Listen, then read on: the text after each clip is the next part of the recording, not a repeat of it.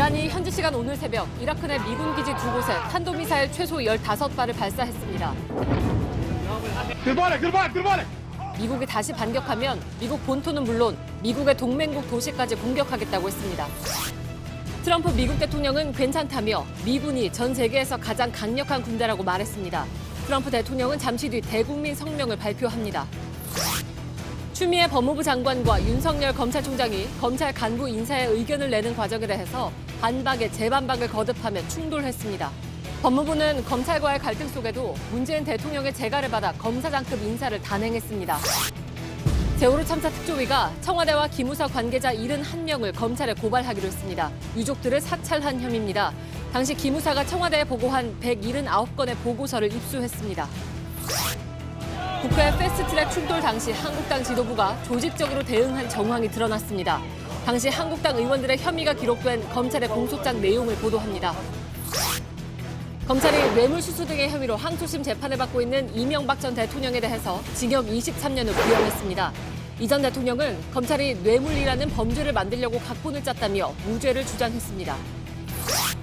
남부지방에 태풍급 강풍이 불어 피해가 잇따랐습니다. 어제는 봄 날씨를 보였던 제주에는 저도 이렇게 패딩과 장갑까지 껴입은 상태인데요. 하루 만에 대설주의보가 내려졌습니다. 대형마트 자율 포장됩니다. 전엔 테이프나 노끈이 있어서 이런 종이 상자들을 활용할 수 있었는데 지금은 이런 종이 상자들밖에 남아있지 않습니다. 잠시 후 밀착 카메라에서 전해드립니다.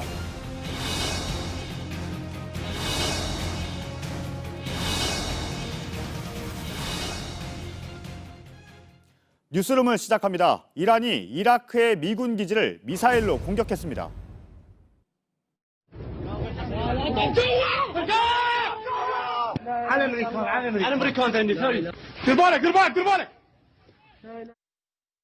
در رو گذشته بزنید میخورید.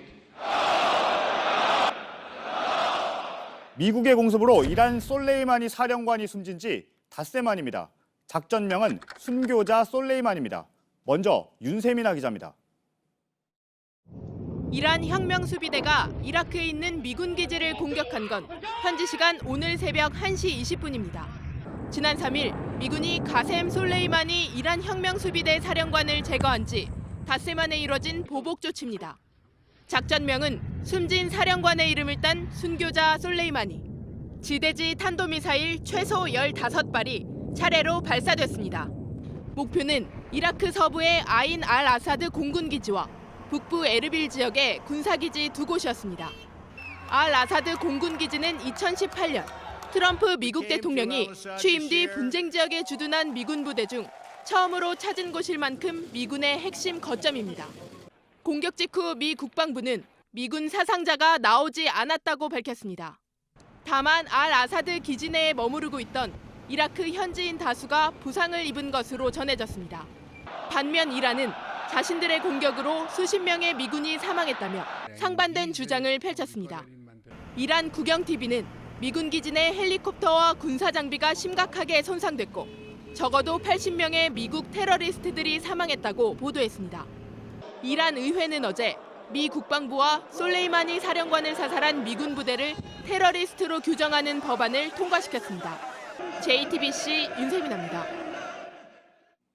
이란 최고 지도자는 이번 공격으로 미국의 뺨을 한 대 때렸지만 충분하지 않다고 밝혔습니다. 다음 공격 대상도 지목했습니다.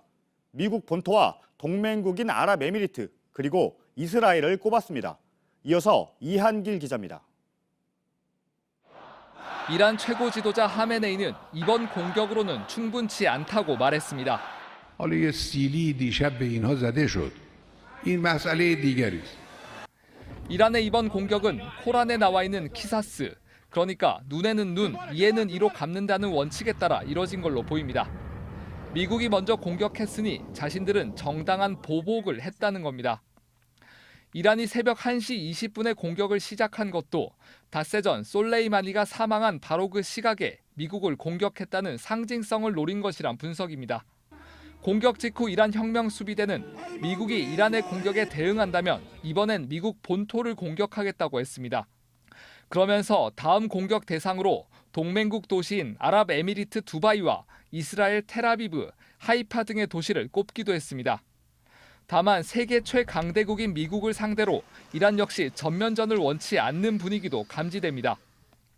이란 외무장관은 트위터에 우리는 긴장 고조나 전쟁을 원하지 않는다. 그러나 스스로를 방어할 것이라고 썼습니다. 일단 공을 미국에 넘기고 미국의 반응을 지켜보겠다는 뜻으로 해석됩니다. JTBC 이한길입니다. 관건은 이제 미국이 어떻게 대응할지입니다. 트럼프 대통령이 곧 성명을 발표할 거란 계획도 소식으로 들어와 있습니다. 워싱턴을 바로 연결하겠습니다. 임종주 특파원, 미국이 꽤 긴박하게 움직이고 있죠? 네, 그렇습니다. 이란의 보복이 현실로 나타나자 트럼프 행정부는 급히 대응책 마련에 들어갔습니다. 백악관이 긴급 회의를 소집했다는 소식이 바로 전해졌고 마이크 폼페이오 국무장관과 마크 에스퍼 국방장관이 백악관에 도착했다는 속보가 이어졌습니다. 스테파니 그리산 백악관 대변인은 트럼프 대통령이 보고를 받았고 상황을 면밀히 주시하고 있다고 밝혔습니다. 또 국가안보팀과 논의하고 있다고 덧붙였습니다. 네, 회의에서 어떤 내용이 논의됐는지 혹시 결과가 발표가 됐나요?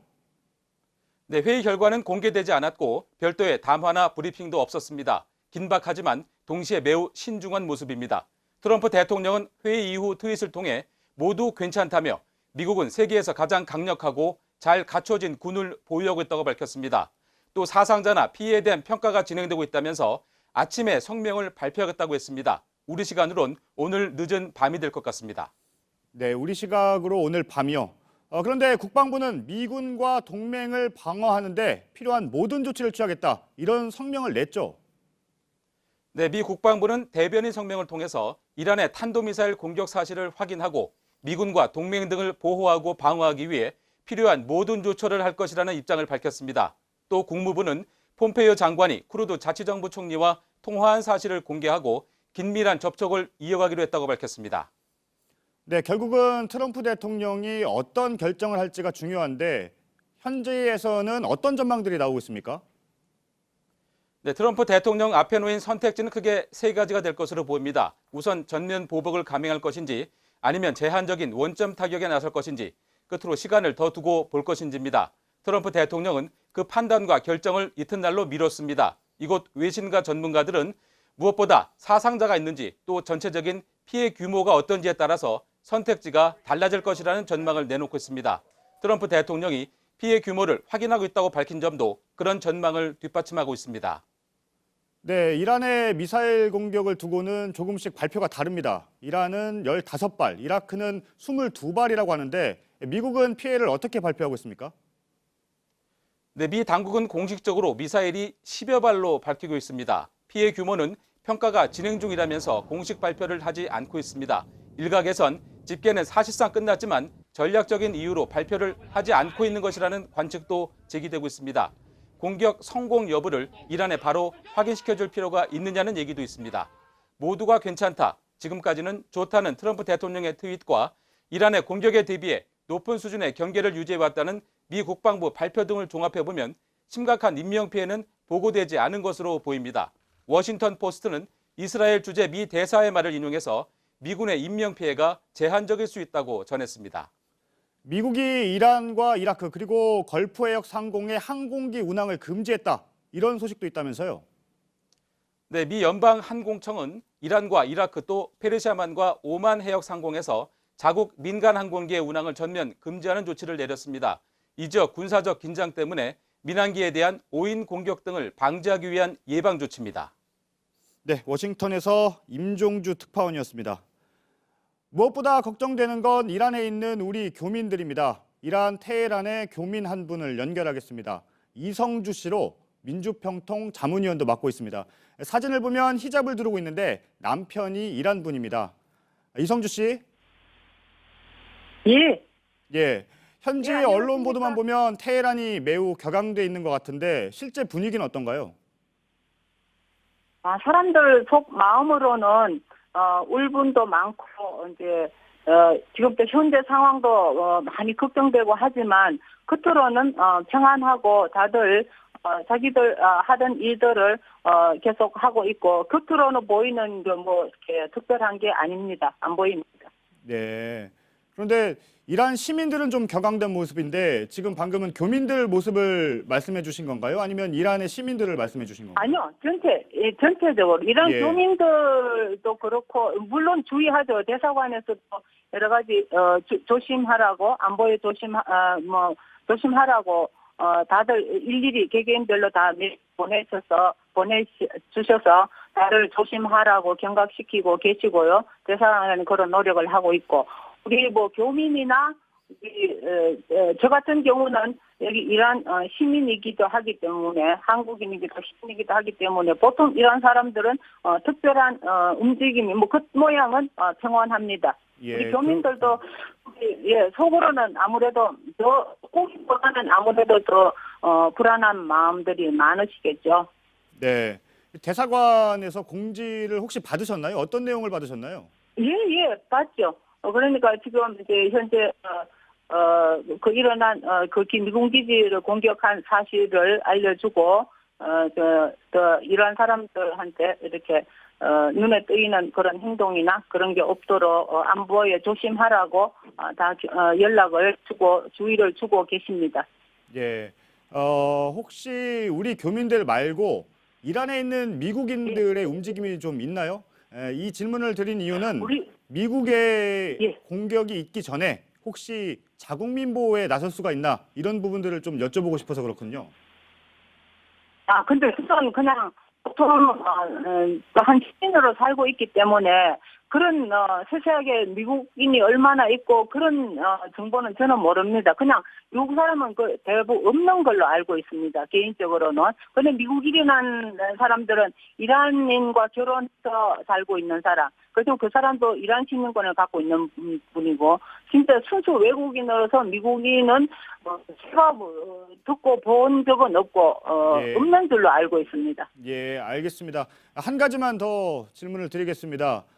이번 사태가 결국은 이란의 솔레이마니 사령관이 미군의 공습으로 숨지면서 시작이 됐는데 솔레이마니 사령관은 이란 시민들에게는 어떤 존재입니까? 물론 뉴스를 그쪽에서는 어떻게 들으셨는지 모르지만 이란 국민들은 그분을 많이 존중하고 있어요. 그분은 물론 그 사령관의 그 임무도 그런 커먼더 정신에도 잘 투철해서 일들을 잘 하셨겠지만 인격적으로 너무 좋으셔서 이런 국민들한테 그분은 이게 지위를 탐내거나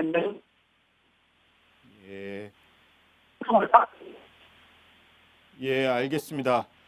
예, 현지 사정 때문에 전화 연결이 좀 안 좋은 것 같은데 알겠습니다. 솔레이마니 사령관에 대해서는 이란 시민들의 많은 지지를 받고 있다. 여기까지 들었습니다. 고맙습니다.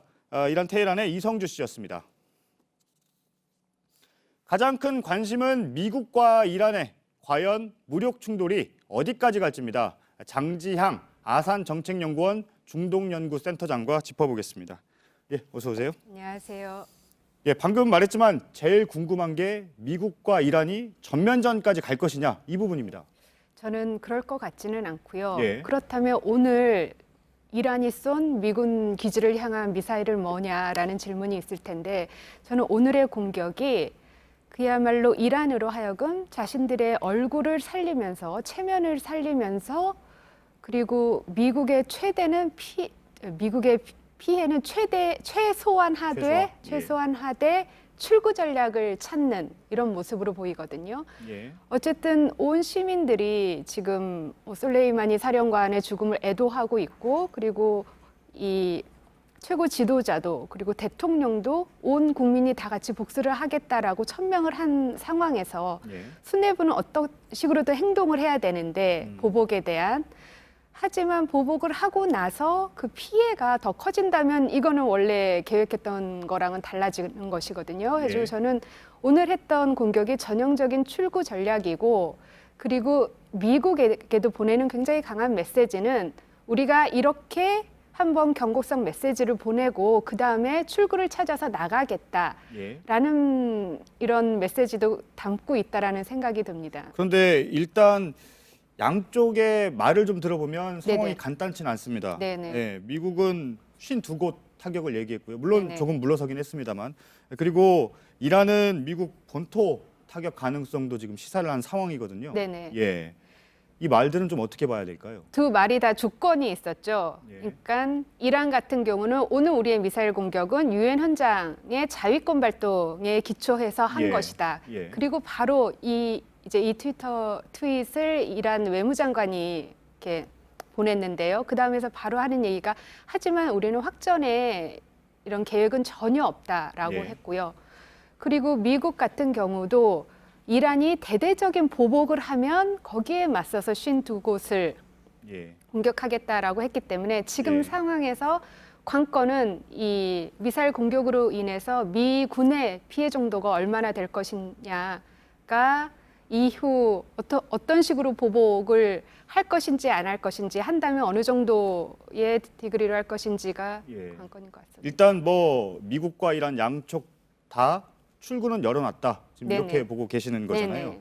예. 뭐 아직 트럼프 대통령이 성명을 발표하진 않았지만 그 성명에 네. 어떤 내용이 있는지 또 필요한 조치를 하겠다고 했는데 그 조치가 어떻게 나올지 이 부분은 좀 지켜봐야 될 것 같긴 합니다. 네. 예. 방금 이란 내부의 상황을 좀 말씀하셨는데 네네. 이란이 이렇게 미사일 발사까지 갈 수밖에 없었던 네네. 내부 상황은 좀 어떤 것들이 있을까요? 그러니까 저는 사실 이번에 트럼프 대통령의 솔레이마니 사령관 제거 작전을 보면서 드는 생각이 예. 굉장히 강성 장군이었는데 예. 이런 장군을 그야말로 순교자와 영웅으로 만들어 놓은 이런 계기가 됐구나라는 생각이 드는데 예. 사실 솔레이마니 사령관 같은 경우는 굉장히 강경한 사람이고 그리고 이제 시아파, 이란이 시아파 종주국인데 시아파의 이런 벨트를 강화하기 위해서 이라크, 시리아, 레바논, 뭐 가자지구, 예멘에 정말 이란의 국고를 퍼부으면서 거기 친이란 민병대를 굉장히 많이 육성을 예. 했거든요. 그래서 보수층은 좋아했지만 이란 내부의 이 개혁파들은 그다지 좋아하지는 않았었어요. 그런가요? 예. 네네. 작년 11월에 이란에서 대규모의 반정부 시위가 있었는데 그 시위에 대해서 강경 유혈 진압을 군이 했거든요.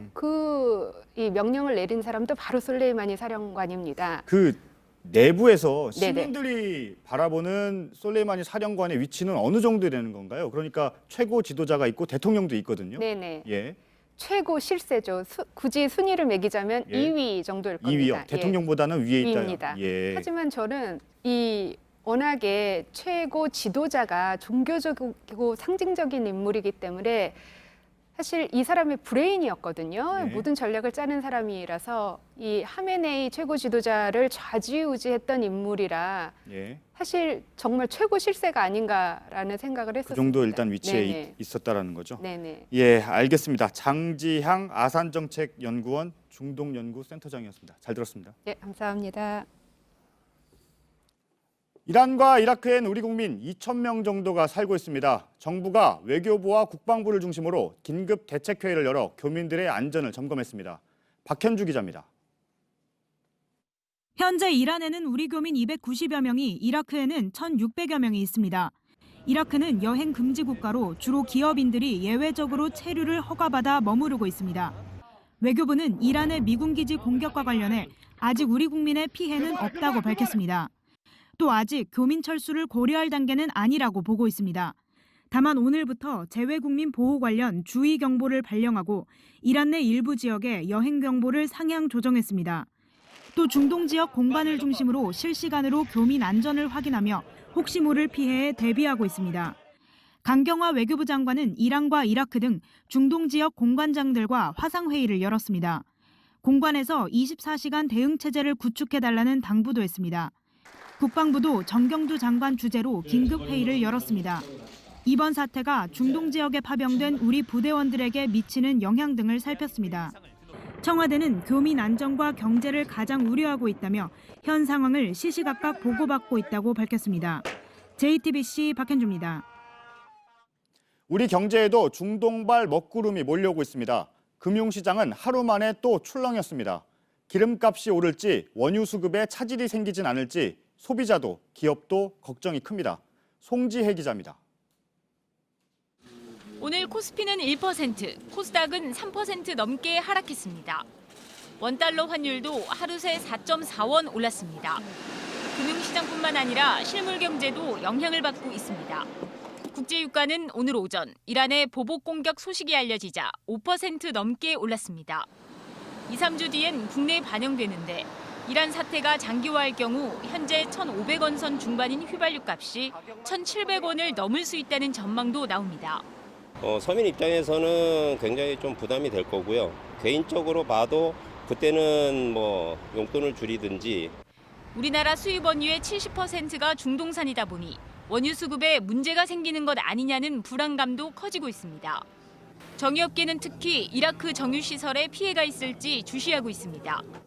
이라크는 우리나라가 4번째로 많은 석유를 수입하는 나라입니다. 이라크에 진출한 건설회사들도 비상이 걸렸습니다. 현재 이라크에는 신도시와 정유공장 등 14개 건설 현장에 1,400명의 우리 근로자가 일하고 있습니다. 다행히 건설 현장이 이란의 공격 지점과 멀어 피해는 없는 걸로 파악됐습니다. 정부는 관계부처 합동회의를 열고 금융, 국제유가, 실물경제 등 5개 반으로 나눠 24시간 모니터링 체계를 가동키로 했습니다. 정유업계와 함께 대책회의도 열었습니다. 우리나라 원유와 LNG 수입에서 중동이 큰 비중을 차지하고 있기 때문에 정부는 중동 지역의 위기 상황을 매우 엄중하게 인식하고 있습니다. 정부와 정유업계는 원유 수급에 문제가 생길 경우 일단 민관이 갖고 있는 비축유를 풀고 대체 수입처도 찾기로 했습니다. JTBC 송지혜입니다. 네, 법무부가 조금 전 검사장급 이상 고위 간부 인사를 발표했습니다. 윤석열 검찰총장의 참모들 전원을 비롯해서 주요 보직에 있던 검사들이 모두 바뀌었습니다. 법무부 연결하죠. 송우영 기자, 구체적으로 어떻게 바뀌었습니까? 네, 법무부는 조금 전인 7시 반쯤 문재인 대통령의 재가를 받아서 검사장급 인사를 단행했습니다. 강남일 대검 차장검사를 포함해서 총 32명의 검사장이 이동을 하게 됐습니다. 지난해 7월에 이어서 6개월 만에 대검을 포함한 전국 단위의 대규모 인사입니다. 네, 그러니까 가장 관심이었던 건 윤석열 총장 참모들하고 그리고 최근에 주요 수사를 하던 지휘부들이었잖아요. 전부 바뀌었습니까? 네, 윤 총장을 보좌하던 대검 참모들 전원 교체됐습니다. 서울중앙지검장 때부터 함께한 한동훈 반부패부장, 그리고 박찬호 공공수사부장은 물론 이원석 기조부장과 조상준 형사부장, 이두봉 과학수사부장 등이 모두 고검의 차장검사나 지방검찰청으로 옮기게 됐습니다. 한동훈 검사장은 조국 전 장관 관련 수사를 총괄했고 지금은 세월호 참사 재수사와 삼성바이오로직스 회계 부정 사건을 수사하고 있습니다. 박찬호 검사장은 지난해 청와대가 지방선거에 개입했다는 의혹을 지휘하고 있었습니다. 두 사람은 부산 고검 차장검사와 제주지검장으로 옮기게 됐습니다. 네, 그러면 대검 참모들에 대한 좌천성 인사라는 게 검찰 안팎의 분석입니다. 네, 그러면 주요 수사를 하던 일선 지검장들은 어떻게 됐습니까? 네, 청와대 지방선거 개입 의혹을 수사하던 배성범 서울중앙지검장입니다. 배 지검장은 지난 인사 때 윤 총장이 직접 서울중앙지검장에 추천한 인물로 알려졌는데요. 배 지검장은 법무연수원 원장으로 갑니다. 또 유재수 전 금융위 국장 사건을 수사하는 조남관 서울 동부지검장 역시 이번 인사로 떠나게 됐습니다. 하지만 다른 검사장들은 이번 인사로 주요 보직에서 멀어진 반면에 조 지검장은 검찰 인사를 총괄하는 법무부 검찰국장으로 영전하게 됐습니다. 배 지검장의 뒤를 이어서는 이상윤 현 검찰국장이 서울중앙지검장으로 오게 됐습니다. 네, 꽤 큰 변화인데 인사 기준도 혹시 설명을 했습니까? 네, 대검 참모들이 1년도 안 돼서 전원 교체된 것은 이례적입니다. 법무부는 검찰 본연의 업무인 인권 보호 및 형사 공판 등 민생과 직결된 업무에 전념한 검사들을 우대했다, 이렇게 설명했습니다. 또 전문성과 능력, 성과를 고려해서 배치했다, 이렇게 또 설명했습니다. 특히 특정 인맥과 출신 기수에 편중되지 않고 인권 친화적인 자세, 그리고 검찰 개혁 의지 등 직무 자질을 기준으로 공정하고 균형 있게 평가했다, 이렇게 설명했습니다. 네, 송우영 기자가 전해드렸습니다. 이번엔 청와대 바로 연결합니다. 심수미 기자, 오늘 인사 내용을 두고 사실상의 검찰총장 불신임이다, 이런 분석까지 나오고 있는데 청와대의 공식 입장이 있습니까? 네, 청와대의 공식 반응은 없습니다. 다만 이번 인사의 내용이나 인사가 나오기까지의 과정 모두를 볼 때 이 검찰에 대한 그리고 윤석열 총장에 대한 경고 메시지라는 점은 명확하다는 분석이 나옵니다. 한 청와대 관계자는 문 대통령이 그동안 검찰이 마음껏 수사하게 가만히 두지 않았느냐 이런 말을 하기도 했는데요. 지난 조국 국면 등에서 검찰이 수사권을 남용했다 이런 전제를 깔고 이제는 인사권을 통해 저지하겠다는 뜻으로 풀이됩니다. 더불어 오늘 인사가 검찰의 항명성 사퇴로 이어질 가능성도 제기되고 있는데 이에 대해 또 다른 청와대 관계자는 검사들이 줄사표를 내면 기꺼이 받을 거라고 말하기도 했습니다. 네, 강경하네요. 오늘 그리고 인사가 발표되기 전에 추미애 장관이 청와대에서 문재인 대통령을 면담했죠. 네, 추 장관은 오후 5시쯤 이곳 청와대에 들어와서 문 대통령을 만났습니다. 얼마나 오래 대화를 했는지 또 누가 배석을 했는지 아직은 정확히 확인되지 않고 있는데요. 추 장관은 이 면담이 끝난 직후인 저녁 7시 30분 검찰 간부 인사를 발표했습니다. 네, 그러니까 어떤 얘기를 했는지 아직 구체적으로 나온 게 없다는 거죠? 네, 청와대는 이 대통령과의 면담 내용에 대해 극도로 말을 아끼고 있습니다. 다만 인사안 조율을 마친 청와대와 법무부가 그 마지막 단계로 발표 과정의 법 위반 가능성에 대해서도 꼼꼼하게 점검한 걸로 보이는데요. 윤석열 총장이 이 인사안을 보지 못한 상태에서 간부 인사를 발표하는 게 검찰청법에 어긋나느냐 이걸 따져본 결과 보러 오지 않은 게 윤 총장이라 문제가 없다는 게 정부 쪽의 결론인 걸로 파악이 됐습니다. 네, 그러니까 법과 절차상 문제가 없다고 해도 검찰총장한테 안 보여주고 인사를 발표한 게 관행에 어긋난다라는 게 지금 검찰이 반발하는 이유인데 청와대가 여기에 대해서는 뭐라고 하고 있습니까? 네, 인사 발표 전에 청와대 핵심 관계자는 이미 인사권에 대한 정의를 다시 한번 생각해 봐달라 이렇게 말했습니다. 고위 공직자에 대한 임명은 대통령의 고유 권한이라는 점을 언급하면서 한 말입니다. 검찰 그리고 야권의 강한 반발이 충분히 예상되지만 가장 중요한 건 이 인사권자인 대통령의 결정이라는 점을 강조한 겁니다.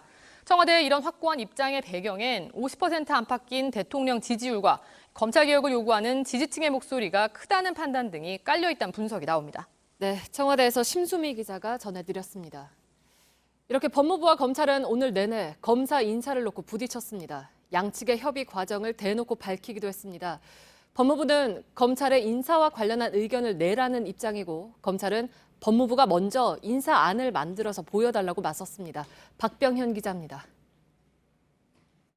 법무부와 대검찰청은 각각 2번의 입장문을 내며 맞섰습니다. 시작은 법무부였습니다. 오후 1시 20분쯤 법무부는 추미애 장관이 윤석열 검찰총장에게 만나자 했다고 밝혔습니다. 검찰 인사와 관련한 의견을 나누기 위해서라는 게 법무부의 설명입니다. 그러자 오후 2시 40분쯤 대검찰청도 입장문을 냈습니다.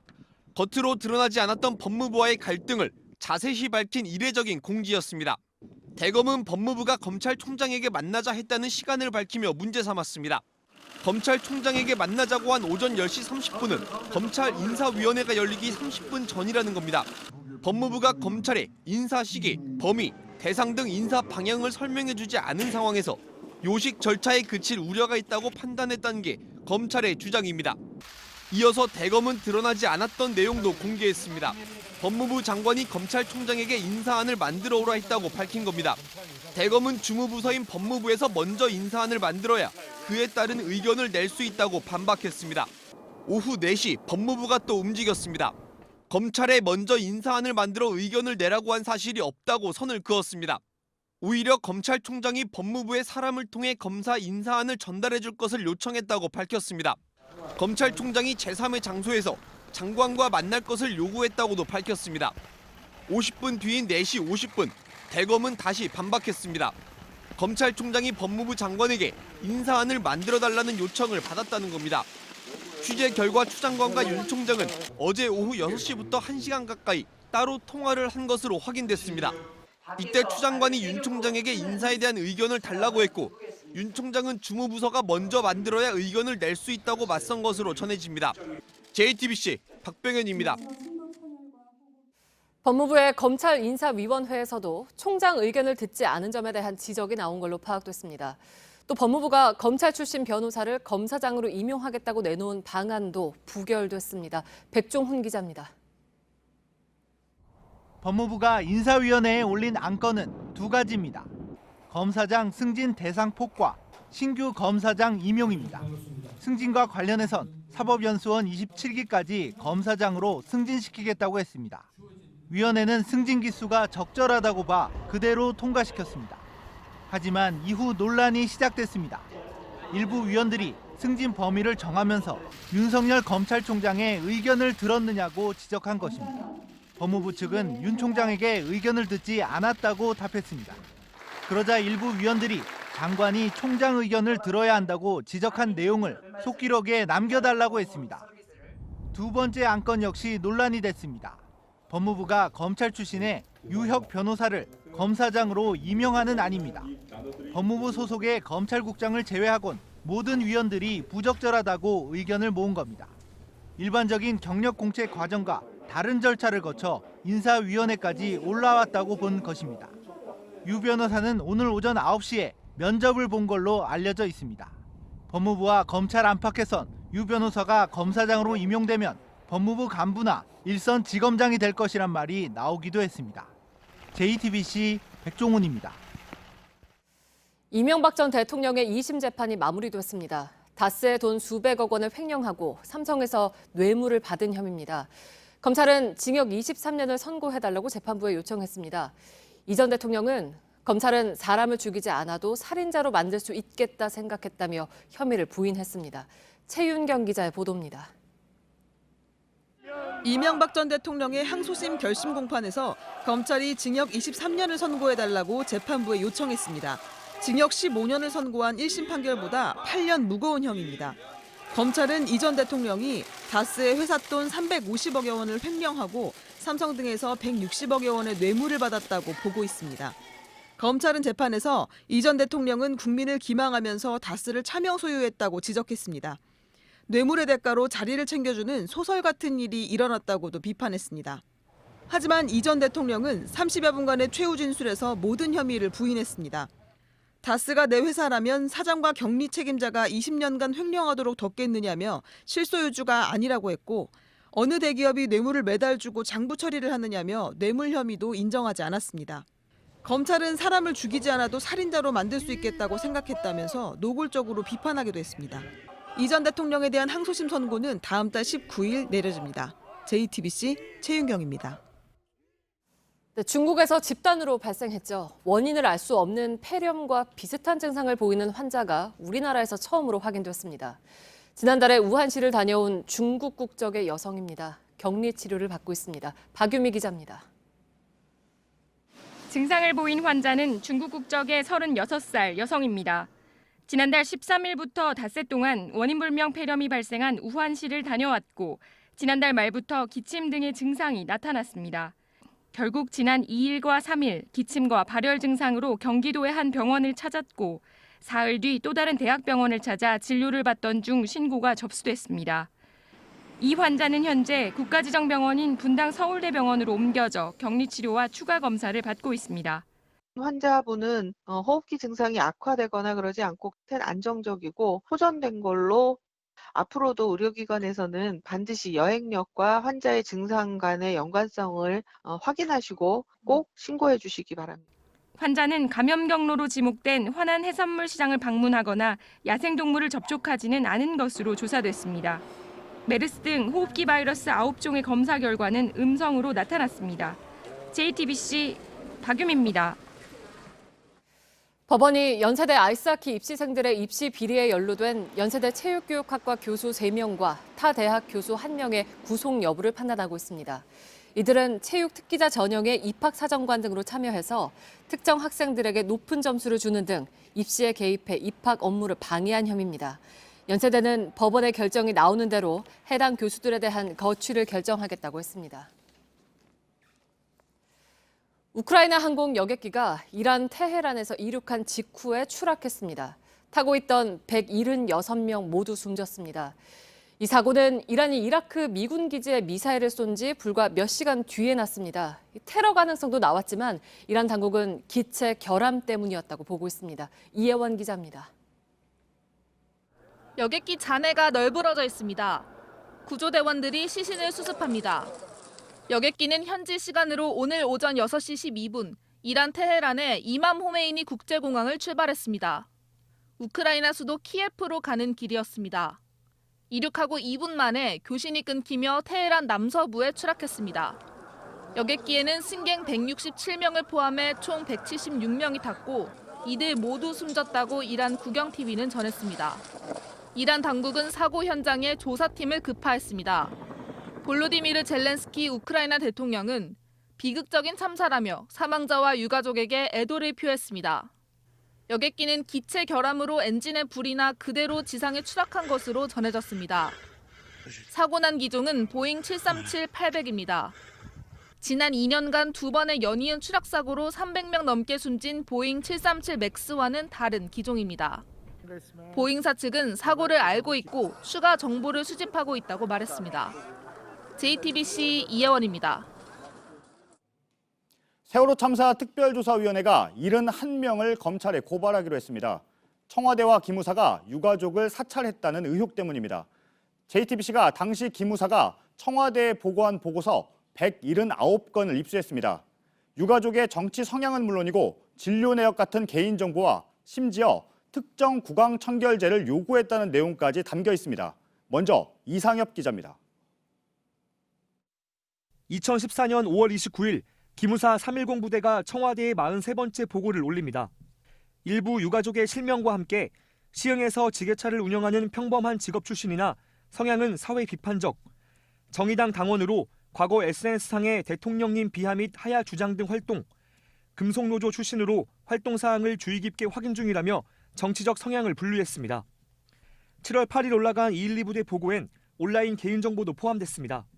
또 다른 유가족의 네이버 닉네임, 카카오톡과 네이트온 아이디, 긍정적이지만 다혈질이라는 블로그 소개글이 적혔습니다. 학적 사원과 함께 HSK, 경제, 감정평가사, 재무회계 같은 과목까지 보고됐습니다. 기무사는 활동 초기부터 청와대와 국방부 지원을 받았습니다. 특히 5월 23일 보고서에 김관진 당시 국방장관이 기무사 보고서가 아주 잘 되었다고 칭찬했고 경력금을 하사했다고 적혀 있습니다. 기무사 보고 문건은 파악된 것만 700페이지에 가깝습니다. 이 가운데 업무 범위를 넘는 민간인 사찰이 있었다고 특조위는 판단했습니다. 유가족들에 대한 부정적 여론 형성을 통한 세월호 전국 전환을 위해 청와대 비서실장 등을 비롯한 청와대 관계자 등의 가담 내지 공모에 따라 행해진 것으로 보인다. 특조위는 당시 청와대와 국방부, 기무사에 있었던 71명을 검찰에 고발하기로 했습니다. JTBC 이상엽입니다. 저희가 확보한 기무사의 보고 문건들을 주요 단어로 정리해봤습니다. 유족은 무소불위의 권력, 당시 박근혜 대통령은 피해자처럼 묘사했습니다. 이수진 기자입니다. 기무사 보고서에는 당시 청와대 고위인사들의 직함이 여럿 담겼습니다. VIP, 박근혜 전 대통령은 이런 보고를 간접적으로 받았다고 나옵니다. 수시로 보고를 받은 건 비서실장, 기무사령관이 정무수석실을 방문한다는 계획도 담겨 있습니다. 국가안보실장은 몇몇 기무사 보고서에 대해서 극찬했다는 내용도 담겼습니다. 유가족 일부는 불순 세력으로 규정됐습니다. 술을 마셨다, 소동이 있었다는 보고는 지속적으로 올라갔습니다. 어떤 TV 프로그램을 봤는지, 또 구강청결제 대신 주겸을 요구했는지, 참사 초기 유족에 대한 부정적인 이미지를 만들기 위한 것으로 보입니다. 병원에서 수액과 비타민 주사를 맞았다는 내용부터 세세한 개인 정보까지 보고서에 담겼습니다. 유족들이 신경질을 내는 사례를 파악해보라는 TF의 지시는 이런 보고가 자발적인 것만은 아니었다는 방증입니다. 이런 지시 후 열흘 뒤 현장에선 성향 분석 보고서가 올라갔습니다. 보고서에서는 유족들을 무소불위의 권력으로 또 대통령을 피해자로 묘사했습니다. 군의 방첩이 주요 임무인 610, 310 부대. 하지만 참사 뒤 7개월 동안 627건의 보고서를 생산한 것으로 알려지면서 사찰 논란에 다시 직면했습니다. JTBC 이수진입니다. 세월호 참사 당시의 해경지휘부는 지금 구속의 갈림길에 있습니다. 서울중앙지법으로 가보겠습니다. 신아람 기자, 검찰이 처음 청구한 구속영장이잖아요. 오늘 영장 실질심사에선 어떤 게 쟁점이었습니까? 네, 일단 오늘 영장 실질 심사를 받은 해경 간부는 김석균 전 해경청장, 김수현 전 서해해경청장, 그리고 김문홍 전 목포 해양서장 등 총 6명입니다. 김 전 해경청장의 출석 장면 보시겠습니다. 급박한 상황에서 저희 해경은 한 사람이라도 더 구조하기 위해 가지고 혼신의 노력을 기울였다는 이 말씀은 꼭 올리고 싶습니다. 네, 검찰은 이 6명 모두에 대해서 업무상 과실치사상 혐의를 적용했습니다. 핵심은 주의 의무 위반, 즉 구호 책임을 다하지 않아서 당시 세월호 승객들을 숨지거나 다치게 했다는 겁니다. 앞서 2014년 재판에 넘겨져서 형사처벌을 받은 건 현장에 나갔던 123 정장 김경일 전 경위뿐이었습니다. 하지만 검찰 특별수사단은 이번에 교신 기록 등을 다시 살펴보면서 이들에게 구호지기 책임을 다하지 않은 부분이 있다고 판단했습니다. 특수단은 이를 입증하기 위해서 오늘 법정에서 프레젠테이션 자료를 띄우면서 설명했습니다. 하지만 해경 전현부 간부들은 도의적인 책임은 느끼지만 법적 책임은 없다고 주장했다고 합니다. 신문이 끝나고 이 세월호 유가족 대표 2명이 각각 법정에 들어가서 피해자 진술을 했습니다. 영장 심사 결과는 밤 늦게 나올 전망입니다. 지금까지 서울중앙지법에서 JTBC 신아람입니다. 국회 패스트트랙 충돌 사건의 공소장을 저희가 입수했습니다. 검찰은 한국당 황교안 대표가 의원들을 독려했다고 판단했습니다. 또 나경원 전 원내대표는 의원들에게 동선을 알려주며 물리적 충돌을 주도한 걸로 봤습니다. 오선민 기자입니다. 검찰은 황교안 대표와 나경원 전 원내대표 등 지도부가 한국당의 집단 행동을 지시한 걸로 봤습니다. 우리가 앉아 있을 수가 없습니다. 말로 할 수 있는 단계가 지났습니다. 원내 지도부가 의원들을 위원회별로 점거하도록 지시하고 비상 대기조를 편성했다고 검찰은 공소장에 적시했습니다. 세이버 의원 감금하기 직접 지시하셨습니까? 앞서 JTBC가 보도한 나 전 원내대표의 감금 지시 정황도 검찰은 사실로 봤습니다. 여상규, 정가빈 의원 등이 원내대표에게 전화를 걸어 감금을 풀지 않으면 불상사가 발생할 수 있다는 의견을 전달했습니다. 그러나 나 전 원내대표는 물러나면 안 된다며 경찰이 문을 부수고 들어와 끌려나가는 모습이 비춰져야 한다고 했습니다. 엘리베이터보단 계단을 이용하라고 하거나 로텐더홀로 다 이동하라는 등 의원들의 동선을 세세히 지시하기도 했습니다.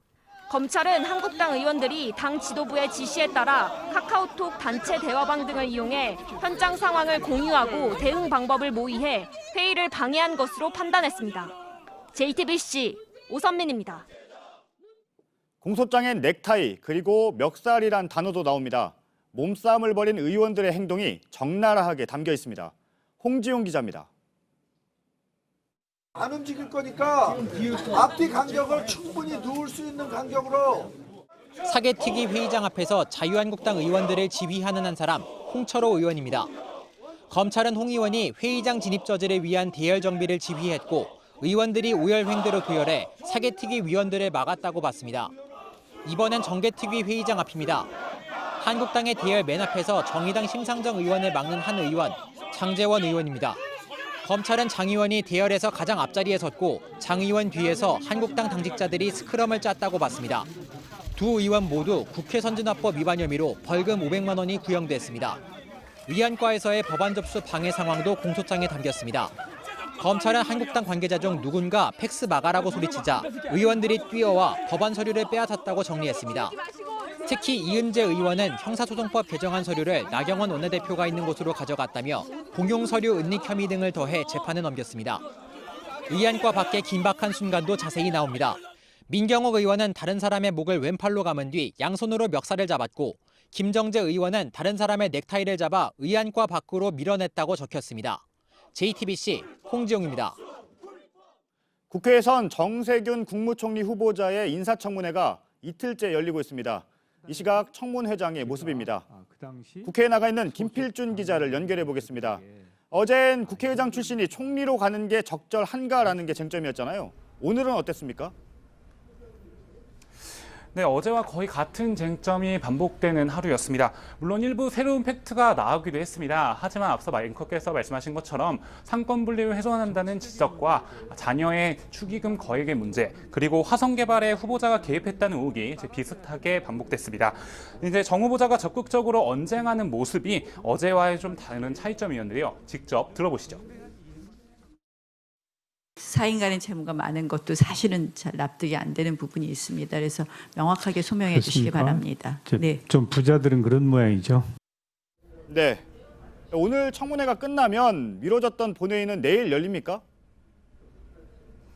네, 지금으로선 그럴 것 같습니다. 자유한국당이 앞서 월요일에 내일 본회의를 열어 민생 법안을 처리하겠다고 밝힌 바 있기 때문인데요. 문제는 오는 월요일인 13일입니다. 지금까지 민주당은 오는 14일에 검경 수사권 조정안과 함께 총리 인준안을 동시에 본회의에 올리겠다는 계획을 가지고 있습니다. 그런데 총리 인준을 위해서는 본회의 표결이 필요합니다. 따라서 같은 날 수사권 조정안과 이것이 둘이 동시에 표결에 붙여지게 된다면 한국당과 충돌이 재현될 수도 있습니다. 그래서 동시에 다 처리하다가 인준 표결 자체가 어려워지는 거 아니냐, 이런 우려가 일부에서 나오고 있는 상황입니다. 네, 여당이 강행하면 그럼 한국당의 계획은 뭡니까? 네, 한국당은 일단 검경 수사권 조정안에 대해선 필리버스터를 하겠다는 계획입니다. 총리 인준안에 대해서는 표결을 시작하게 되면 아예 투표소를 찾아가지 않는 그런 방법도 고려하고 있는 것으로 전해졌습니다. 네, 만약에 인준안이 통과되지 못하면 이낙연 총리의 총선 출마에도 영향을 줄 수 있는 거 아닌가요? 일단 선거법상 총선 90일 전에는 공직에서 내려와야 합니다. 그날이 오는 16일인데요. 이낙연 총리는 행정 공백 없이 총선에 도전한다는 그런 그림을 그리고 있습니다. 하지만 계획과 달리 인준이 조금 늦어지더라도 16일에 맞춰 사퇴를 하고 지역구 출마를 선언할 가능성이 큽니다. 아, 그런가요? 예, 김필준 기자였습니다.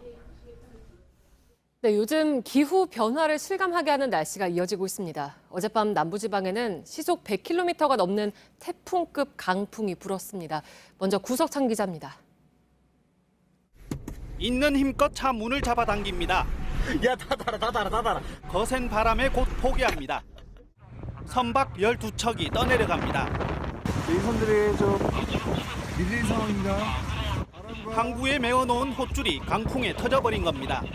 순간 최대 풍속 초속 30.6m. 태풍급 강풍이 어젯밤 부산을 덮쳤습니다. 건물 외장재가 떨어지고 나무도 쓰러졌습니다. 밤새 부산에서만 50여 건의 피해 신고가 들어왔습니다. 오늘은 강풍에 대형 유조선이 좌초됐습니다. 이렇게 세찬 바람이 불면서 지붕처만은 떨어져 나갔고 마치 지진이라도 난 듯 전기줄은 이리저리 흔들리고 있습니다. 2m 높이의 이 주택가 담벼락도 맥없이 무너져 내렸습니다. 잠이 잘 드는데 뭐지 쾅 하는 길에 깜짝 놀라서. 강풍으로 김해 공항에선 어제 항공기 34편이 뜨지 못했습니다. 전남 진도에선 대형 조형물이 넘어졌고 경기 시흥에선 공사장 구조물이 버스를 덮쳤습니다. JTBC 구석찬입니다. 비 피해도 잇따랐습니다. 싱크홀이 생겨서 사람이 빠지기도 했습니다. 또 비 때문에 얼음이 녹아서 겨울 축제가 줄줄이 차질을 빚었습니다. 윤두열 기자입니다.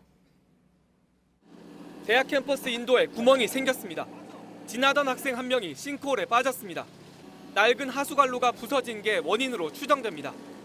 도로에 돌이 쏟아지고 흙이 무너져 내리기도 했습니다. 모두 강원 지역에 최고 100mm의 비가 오며 생긴 일입니다. 축제장이 물바다가 됐습니다. 얼음이 녹을까 물을 퍼내도 역부족입니다. 한 차례 연기됐던 화천 산천어 축제가 또 연기됐습니다. 종일 햇볕이 잘 들지 않아 매년 얼음 축제가 열리던 곳입니다. 사흘 전엔 이곳 얼음 두께가 20cm가 넘게 꽝꽝 얼어 있었습니다. 썰매도 탔습니다. 그런데 비가 내리고 난 지금은 속이 훤히 비치는 얇은 얼음판이 됐습니다. 그리고 곳곳은 이렇게 아예 녹아버렸습니다. 축제를 하게 되면 많은 사람들이 와서 25cm 이상이 얼어야만 이제 진행을 할 수 있어서 축제는 취소됐습니다.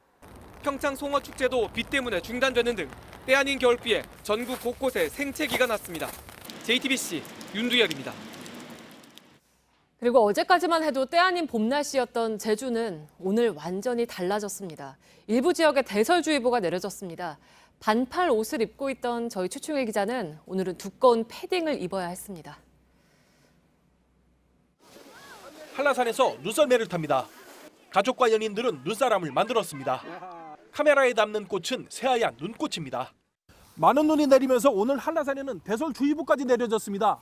저도 이렇게 패딩과 장갑까지 껴입은 상태인데요. 어제와는 확연히 다른 옷차림으로 취재에 나섰습니다.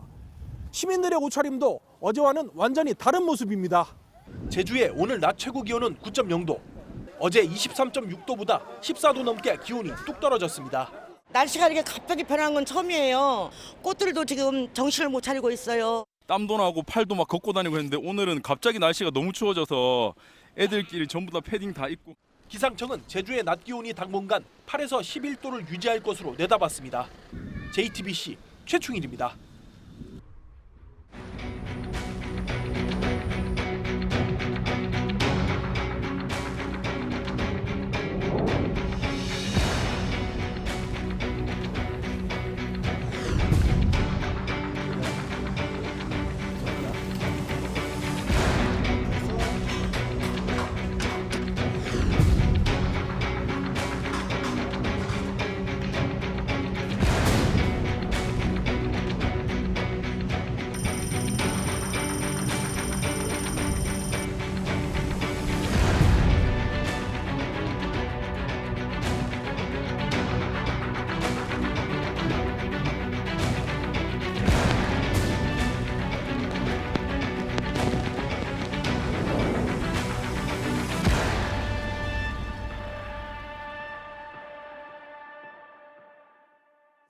네, 보신 것처럼 산업재해가 줄었다고 하지만 여전히 최악의 산재 사망 국가입니다.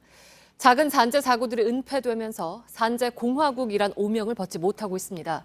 산재를 당해도 제대로 보상받지 못하는 노동자들의 아픔을 배양진 기자가 전합니다. 크레인으로 옮겨야 하는 철제빔을 사람이 옮기다 사고가 났습니다. 내려놓고 일어섰는데 이게 탁 터지는 느낌이잖아요. 수술비가 없어 산재를 신청했지만 도움을 받기 힘들었습니다. 보태주겠다. 아 나도 겁이 난다. 회사에서 나한테 어떤 짓을 할지 겁난다 이러면서 막. 원청 회사는 업무 지시를 안 했다고 잡아떼고 있습니다. 어떻게 못하죠. 제 몸이라도 치료도 못 받아요. 아무리 일회용품이라도 이렇게 쓰고 이런 식으로 버리면 안 되잖냐고. 김 씨만 겪는 일이 아닙니다. 2015년 우리나라에선 산재로 목숨을 잃은 노동자의 수가 유럽연합보다 3배 많았습니다. 그러면 전체 산재 건수는 어땠는지 한 걸음 떨어져서 볼까요? 이렇게 유럽연합이 3배 더 많았습니다. 우리나라 노동자들은 사고만 당하면 숨질 확률이 더 높았던 겁니다. 단순히 운이 나빠서였을까요? 유럽연합의 통계대로라면 사망자가 많은 우리나라의 재해 건수는 최대 10배는 더 많았어야 합니다. 통계에 잡히지 않은 나머지 사건들은 앞선 김 씨 사례처럼 은폐되고 있을 수 있는 겁니다. 전문가들은 묻혀버린 작은 산재가 중대 재해로 돌아올 수 있다고 말합니다.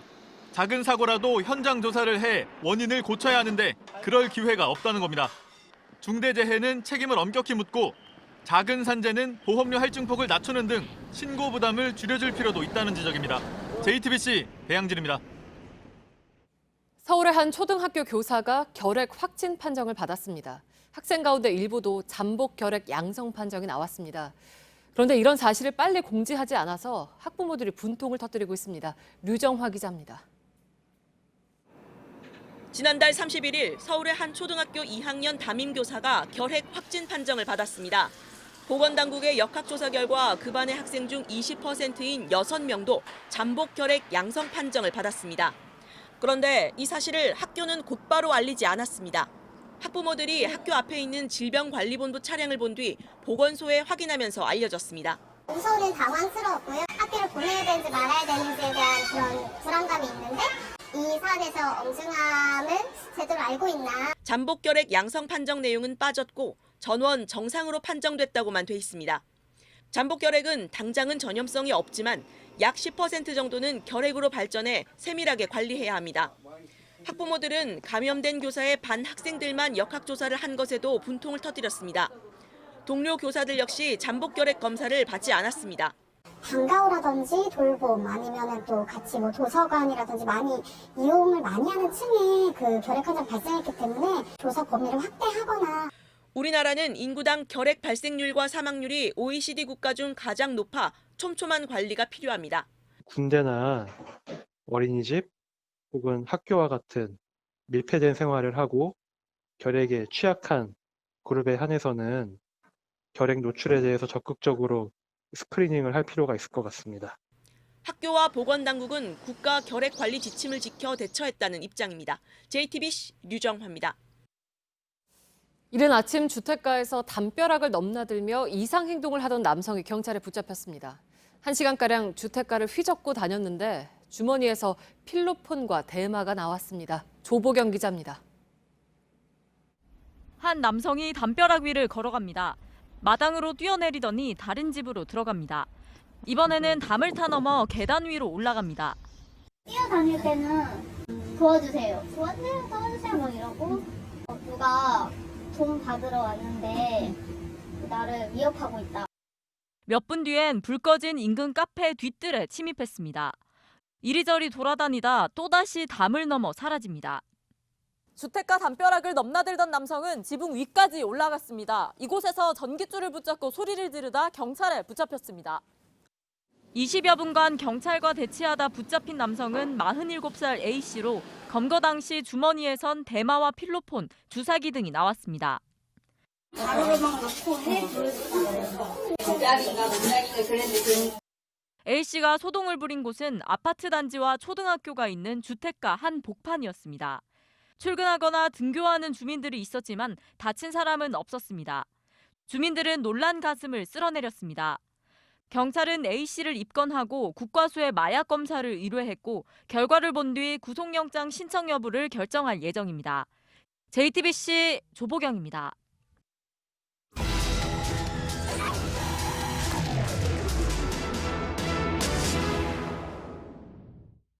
대형마트에 장 보러 갈 때 예전 같으면 장바구니 안 챙겨도 불편하지 않았죠. 종이 상자에 물건을 담고 끈이나 테이프로 묶으면 됐는데요. 올해부터는 이게 금지됐습니다. 불만도 있고 혼란도 있지만 그 취지에는 대체로 공감하는 분위기입니다. 밀착 카메라 정원석 기자입니다. 해가 바뀌면서 대형마트엔 한 가지 크게 달라진 점이 있습니다. 바로 종이 상자를 포장할 수 있던 테이프나 비닐 끈들이 사라졌다는 점인데요. 대형마트마다 이런 안내문도 붙어 있습니다.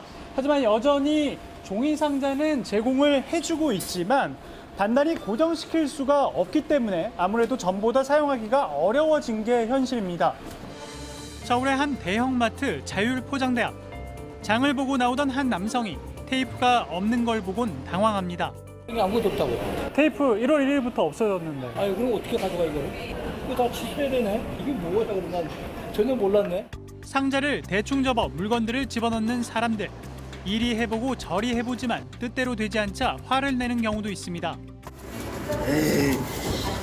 없대는데 박스 어딨나 이쪽에 있다. 근데 테이프하고 끈 없대요. 끈 없으면 테이프 없으면 박스는 못 쓰는 거예요.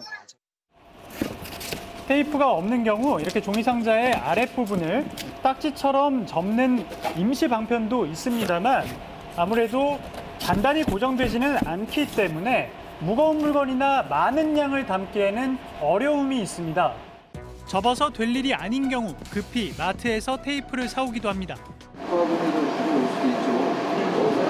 아니 그리고 어디 들렸다고 뭐 이래야 되는데 진짜 하나만. 집에서부터 준비한 경우도 있습니다. 테이프 여기 있던 거예요? 아니 제가 갖고 왔어요. 아, 갖고 온 거예요? 왜 이거 하시려고? 테이프를 줄이고 장바구니를 갖고 다니자는 취지엔 맞지 않지만 막을 방법은 없습니다. 소비자들은 불편해하면서도 취지에는 공감했습니다. 일단 좀 불편하긴 한데 나쁜 건 아니에요. 그래서 환경보호 그런 것 때문에 하는 거니까 소비자 입장에서는 좀 불편하긴 해요. 근데 필수적으로 이제 차에 넣고 다니든지 가방에다 넣고 다녀야 돼. 장바구니를 미처 준비하지 못한 외국인들도 마찬가지입니다. Normally, if you pay, you have to pay for the plastic bag or the environmental-friendly bags. I think it's good. Yeah, it's good. It's good. Because so much plastic bags has been stored away. Otherwise, I would like to use the environmental-friendly bags, but with all this kind of stuff, I cannot carry like 5 bags. 종이 상자나 스티로폼 상자 등 다양한 포장에 쓰이는 테이프. 보통 떼어낸 뒤 비닐류에 넣으면 재활용이 된다고 알고 있지만 실제로 재활용품 분류 현장에선 그렇게 되고 있지 않습니다. 경기도의 한 재활용품 수거 분류장입니다. 이곳에선 스티로폼 상자에 붙어 있는 테이프를 뜯어내는 작업이 한창입니다. 왜냐하면 스티로폼과 함께 재활용을 할 수 없기 때문이라고 하는데요. 바닥에도 이런 테이프들이 널브러져 있는데 전부 이대로 파쇄를 해서 폐기해야만 한다고 합니다. 따로 저희가 재활용을 할 수가 없잖아요. 활용이 안 너무 돼요. 많아서. 이물질이 많아가지고요. 근데 그냥 이게 폐기물이네요. 묻어야 되는 거구나. 매립을 하거나 파쇄장으로 가거나. 그동안 자율포장대를 운영해온 대형마트 3개사에선 연간 658톤의 포장용 플라스틱 폐기물이 발생했습니다. 3년 전 제주도에서 종이상자와 테이프, 끈을 제공하지 않기 시작해 장바구니 사용이 일반화된 것을 계기로 올해 초부터 무료 제공을 중단한 겁니다. 마트에 장 보러 오는데 빈손으로 오셨다고요? 어딘가 허전한 게 아닐까요? 만약 장바구니를 가지고 왔다면 이미 불필요한 쓰레기를 줄이는데 동참하고 계신 겁니다. 밀착 카메라 정원석입니다.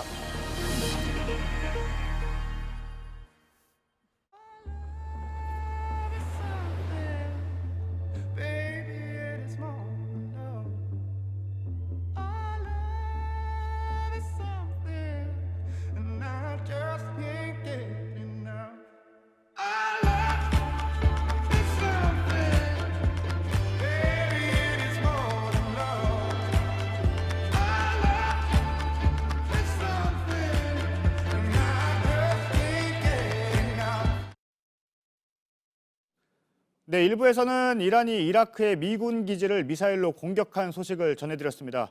2부에선 쿠웨이트의 한윤지 통신원을 연결해서 혹시 새로 나온 소식이 있는지 좀 들어보겠습니다. 먼저 이란이 미국의 동맹국을 공격할 수 있다고 경고했는데요. 이스라엘이 포함이 됐습니다. 이스라엘에서 혹시 반응이 나왔나요? 네, 베냐민 네타냐후 이스라엘 총리가 누구든 우리를 공격하면 강력한 일격을 받을 수 있다고 경고했습니다. 네타냐후 총리는 또 미국과 도널드 트럼프 대통령의 결정을 전적으로 지지한다고 밝혔습니다. 이란의 경고에 강력히 맞서겠다고 선언한 셈입니다. 네, 그런데 이란이 미사일 공격 직전에 이라크에 통보를 했다면서요?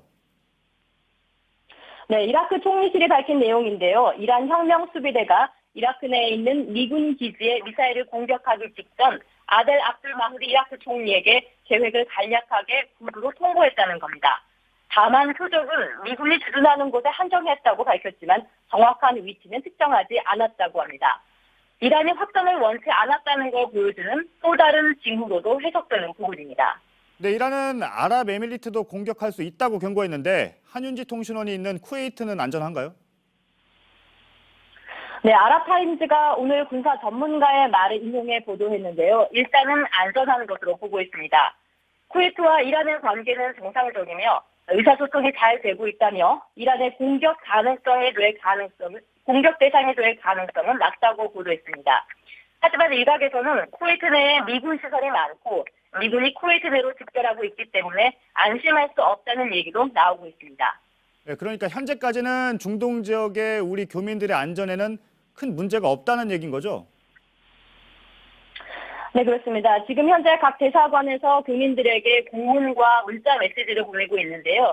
미군 시설이나 종교 시설 근처에 가지 말고 유사시에 대비해 항상 여권과 신분증을 지참하라고 당부하고 있습니다. 또 필리핀 정부는 이라크 내에 있는 자국민 1,600여 명에게 강제 대피 명령을 내리고 항공과 해군 자산을 준비하고 있는 것으로 전해지고 있습니다. 네, 그런데 일단 각종 민항기들은 중동 쪽의 노선을 바꾸고 있다면서요? 네, 그렇습니다. 독일 국적의 최대 항공사인 루프트한자가 오늘 독일 프랑크푸르트 공항에서 출발하는 이란 테헤란행 항공편을 취소했고 아랍에미리트의 항공사 플라이 두바이 역시 오늘 이라크 바그다드행 항공편을 취소했습니다. 호주의 항공사 판타스도 출국 공지가 있을 때까지 이라크 영동을 피해 운항하기로 했습니다. 또 말레이시아와 싱가포르 항공도 유럽행 노선을 재편할 것이라고 밝혔습니다. 이 같은 조치는 민간 항공기가 무력 충돌에 연루된 항공기와 혼동되는 것을 막기 위한 조치로 알려지고 있습니다. 네, 잘 들었습니다. 한윤지 통신원의 얘기를 좀 들어봤습니다. 네, 이제 총선까지 98일이 남았습니다. 정치권은 각 당의 내부에서부터 갈등이 생기고 있습니다. 여당에선 청와대 출신이 60여 명이나 출사표를 던졌습니다. 지역구를 지키려는 기존의 인사들과 눈치전이 벌어지는 겁니다. JTBC 취재 결과 당 지도부가 사실상 모든 지역에서 경선을 하겠다는 원칙을 정했지만 순탄치만은 않아 보입니다. 야권에선 보수 통합의 주도권을 놓고 쟁탈전이 시작됐습니다. 한국당 지도부의 친박근혜계가 반발하면서입니다. 먼저 김소연 기자입니다. 지난 6일 더불어민주당 고위 전략회의에선 청와대 참모 출신들의 출마 문제가 도마에 올랐습니다. 출마가 예상되는 대통령 측근 비서관 한 명을 당이 바로 특정 지역에 공천할 것처럼 보도가 잇따랐기 때문입니다. 이 때문에 양정철 민주연구원장은 청와대 출신에게 보다 엄격한 기준을 적용해야 한다고 주장한 걸로 알려졌습니다. 그래야 특혜 시비를 잠재울 수 있다는 취지에서였습니다.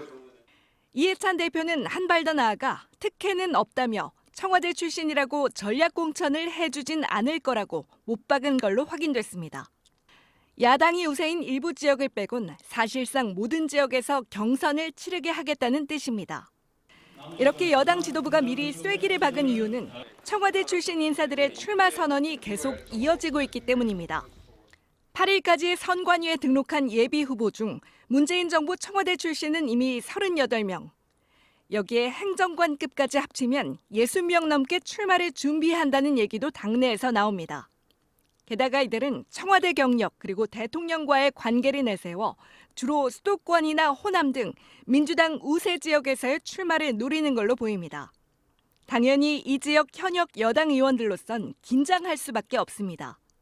이 때문에 당대표가 나서 특혜성 전략 공천은 없다고 미리 선을 그은 것이지만 우려는 그래도 남습니다.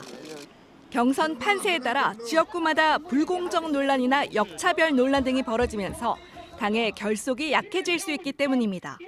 JTBC 김소현입니다. 야권은 이른바 친박과 비박이 충돌하고 있습니다. 해묵은 갈등이 다시 불거진 겁니다. 최수연 기자입니다. 자유한국당 황교안 대표는 보수통합과 관련해 질문이 나오자 말을 돌렸습니다. 통합 관련해서 오늘은 거기까지 하시죠. 오늘은 인재 영입에만 좀 주력해 주시면 고맙겠습니다. 새해 첫날부터 보수통합추진위원회를 설치하겠다고 선언했지만 그 이후론 속도를 전혀 못 내고 있는 겁니다. 통합 대상 1순위로 꼽히는 새 보수당 유승민 의원은 한국당의 통합 의지에 의문을 제기했습니다. 총선이 이제 3달밖에 이제 안 남은 그런 상태인데 이걸 부정하는 그런 세력과는 손을 잡을 수가 없다. 보수 통합 논의에 제동이 걸린 건 한국당 안팎 친박근혜계의 반발 때문입니다. 이들이 탄핵에 찬성했던 이들과는 함께할 수 없다며 반대하고 있는 겁니다.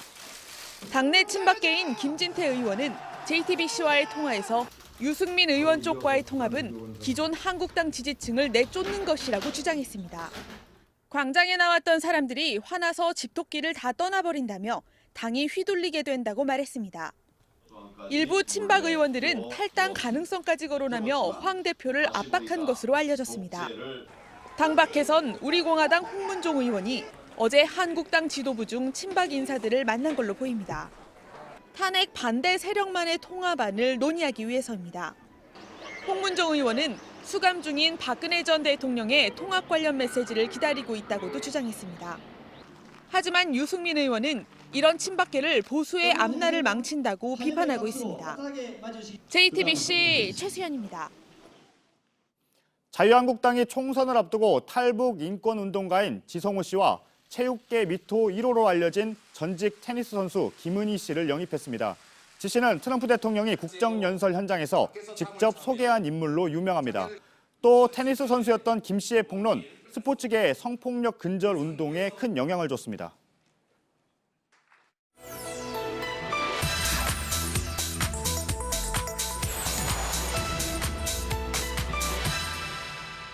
자녀들에 대해서 결혼할 때 받은 축의금이 3억입니다. 사회통념상 받는 금액을 초과했었을 때 증여세를 내셔야 돼요. 결혼 축의금은 소득세 부과 대상이 아니고요. 혹시 그걸 누구한테 증여했다든지 할 때 대상이 되는 겁니다.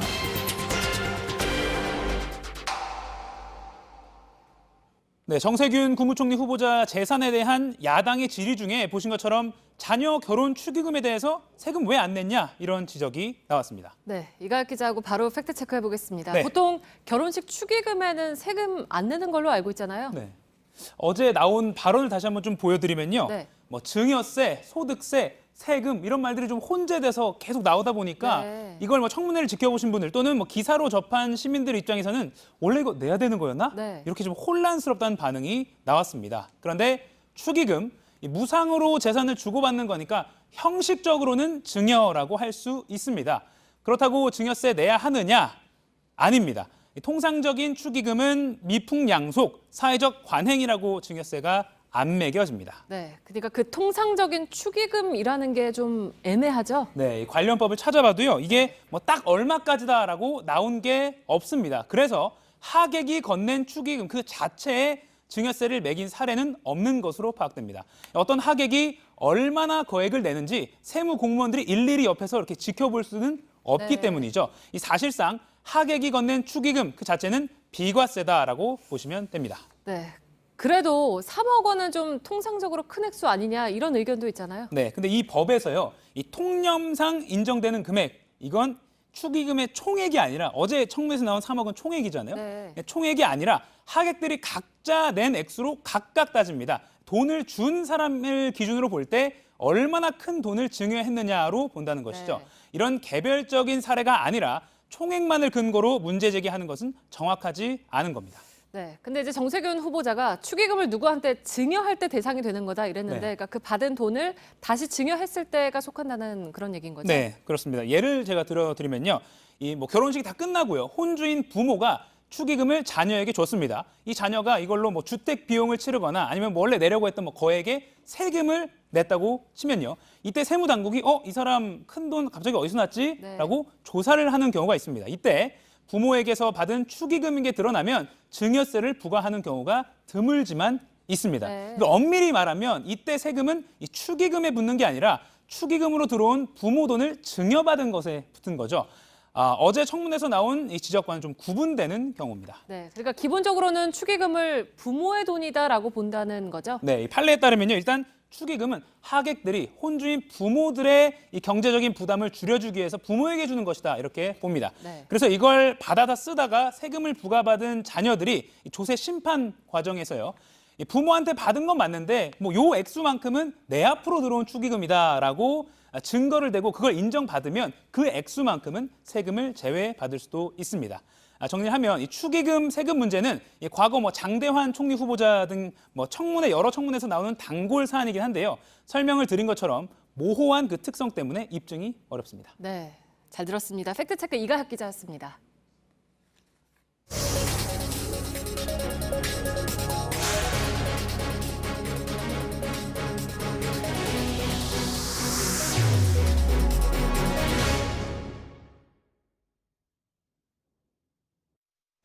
서울 구로동에서 덤프트럭 운전자가 순찰차와 승용차를 들이받고 검문을 피해 달아나다가 20분 넘는 추격전 끝에 붙잡혔습니다.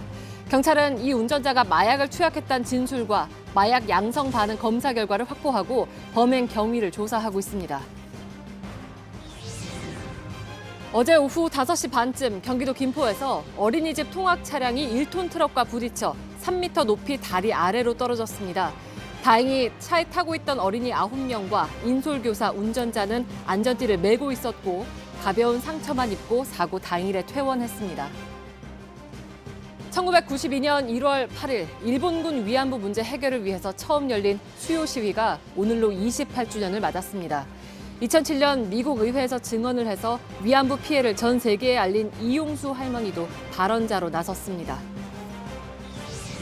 아직까지 정신을 못 차리고 있는 아버지죠.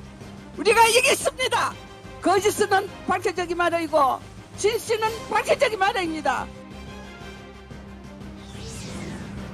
60대 여성 택시 운전사를 성추행해 해임 처분을 받은 교사 징계는 정당하다는 취지의 법원 결정이 나왔습니다. 2심 재판부가 피해자가 60대 여성이라 성적 수치심이 크지 않았을 것이라며 교사 해임이 부당하다고 봤지만 대법원은 2심의 판단이 잘못됐다며 다시 재판하라고 했습니다. 세계 최대 IT 제품 전시회 CES가 오늘 미국에서 개막했습니다. 올해 특징은 기술이 진화하면서 업종 사이의 경계가 사라지고 있다는 겁니다. 자동차 회사들이 미래 도시를 구상하는가 하면 인터넷 기업이 인공지능 트럭을 선보였습니다. 라스베이거스 현지에서 박영우 기자입니다. 제 뒤로 보이시는 것이 미래형 교통수단으로 주목받고 있는 도시명 항공기입니다. 앞으로 개발이 완료가 되면은요, 이 100km 정도 되는 거리를 20분이면 갈 수 있을 것으로 보고 있습니다. 이런 항공기와 자율주행차가 다니는 미래도시, 10년 안에 만들겠다는 게 현대자동차의 구상입니다. 일본 도요타도 내년부터 후지산 아래에 미래도시를 건설하겠다고 밝혔습니다. 기사 없이 손님만 타고 하늘을 오가는 드론 택시를 선보인 곳도 있습니다. 온라인과 오프라인 경계도 사라지는 추세입니다. 미국 실리콘밸리 기업인 아마존은 인공지능을 넣은 전기 트럭 리비안을 내놨습니다. 미국 자동차 회사 포드는 배달 로봇을 선보였습니다. 5G 기술로 실시간 통신이 가능해지면서 자율주행차는 한층 완성도가 높아졌습니다. 버튼이 사라진 자리를 체험 모니터로 고화질 동영상도 볼 수 있습니다. 이번 CES는 미중 무역전쟁 여파가 컸습니다. 하이얼과 TCL 등이 전 시장을 차렸지만 알리바바와 샤오미 같은 상징적인 중국 기업은 오지 않았습니다. 트럼프 미국 대통령 딸인 이방카 트럼프가 기조연설을 한 것도 논란입니다. IT 업계와 관계없는 인물이라는 이유로 소셜미디어에선 보이콧 해시태그가 잇따르기도 했습니다. 라스베이거스에서 JTBC 박여우입니다.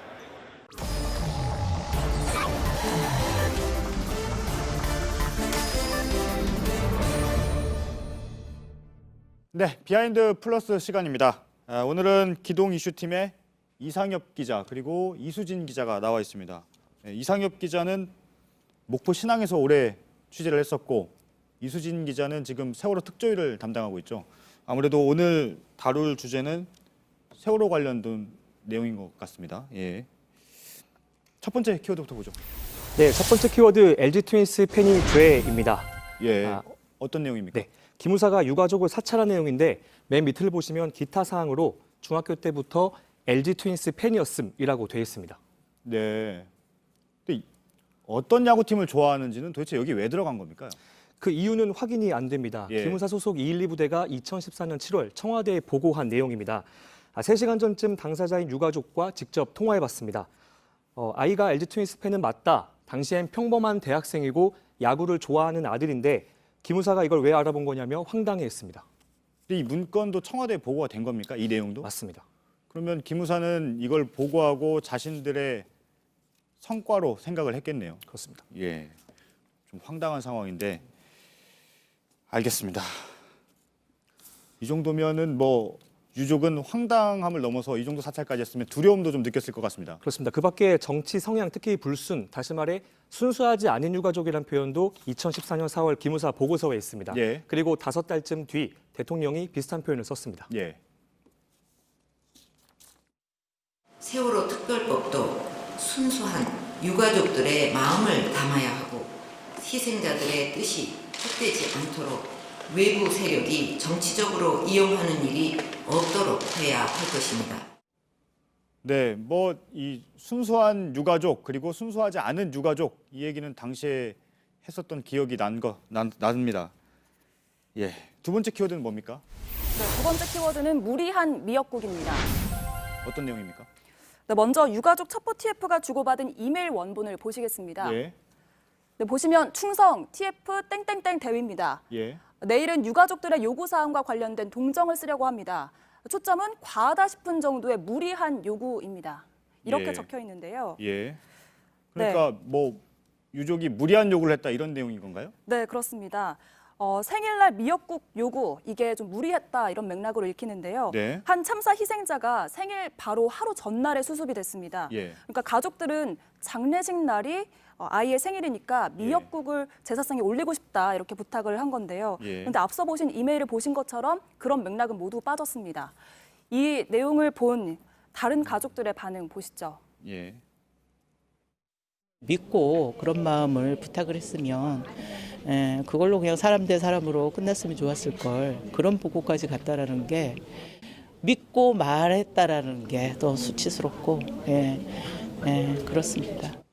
예. 오늘 만난 유가족들이 직접 겪은 사찰의 경험도 좀 털어놨다면서요? 네, 이 부분도 짧게 들어보시죠. 예. 정말 제 핸드폰이 다른 어떤 모 기관에서 조회를 해갔더라고요. 나는 아무것도 아닌데 그냥 대한민국의 국민이었을 뿐인데 왜 나를 조회를 하지? 네, 유가족들은 이런 정보를 수집한 것 자체가 불법이기 때문에 기무사를 수사해달라고 말했습니다. 네, 들으면 들을수록 좀 답답합니다. 네. 마지막 키워드는 뭔가요? 네, 감찰과 관찰 사이입니다. 네, 이 내용은 어떤 내용입니까? 네, 기무사가 정보기관이기 때문에 네. 사찰이 모두 불법은 아닙니다. 네. 기무사의 역할을 좀 보시면요. 기무사는 군사 보안, 군 방첩 등 군에 관한 첩보 수집 업무를 수행하도록 규정이 되어 있습니다. 네. 간첩 등의 정보는 감찰을 할 수가 있지만 일반인을 사찰하면 불법입니다. 네, 여기에도 뭐 일반인에 대한 내용은 없으니까요. 네, 그렇습니다. 예, 일반인을 사찰하면 불법이다 이 얘기잖아요, 지금. 네. 예. 그래서 비슷한 사건을 법원이 판결 내린 게 있는데요. 그런가요? 예. 네. 지난해 12월입니다. 1심이긴 한데 기무사 관계자에 대해서 직권 남용으로 1년 판결을 내렸습니다. 예. 그런데 문제는 가해자와 피해자의 설정입니다. 그게 왜 문제입니까? 사찰을 한 사람이 가해자고 당한 사람이 피해자 아닌가요? 이게 직권남용의 법리로만 보면 사찰을 당한 사람이 아니라 임무를 수행한 기무사 직원이 피해자가 됩니다. 예. 그러니까 직권을 남용해 다른 사람의 권리 행사를 방해한 게 불법이어서 예. 이 방해를 당한 기무사 직원이 피해자인 셈입니다. 그래서 그러면 특조위는 잠시만요. 예. 그러면 기무사가 피해자면 네. 기무사의 가해를 한 쪽은 청와대를 얘기하는 겁니까? 그렇습니다. 아닙니다. 그게 상급 기무사가 예. 가해자가 되는 겁니다. 아, 기무사 직원들에게 지시한 상급자가 가해자가 된다 이 얘기인 거죠? 네, 직권남용의 법리로만 봤을 때 그렇습니다. 예. 그래서 특조위는 업무 방해와 개인정보보호법 위반 혐의를 추가로 적용하는 걸 검토 중입니다. 예, 알겠습니다. 네, 오늘 비하인드 플러스 기동 이슈팀 이상엽 그리고 이수진 기자였습니다. 수고했습니다. 네, 오늘 밤부터 찬바람이 불어서 내일 아침 출근길이 꽤 쌀쌀할 거란 예보입니다. 중부와 경북 내륙은 오늘보다 10도 이상 내려가고 바람 때문에 서울은 체감온도가 영하 9도까지 내려가겠습니다.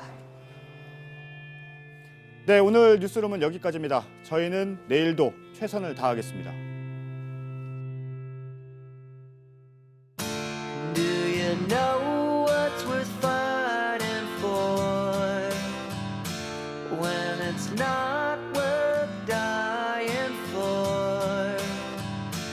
Does it take your breath away and you feel yourself suffocating? Does the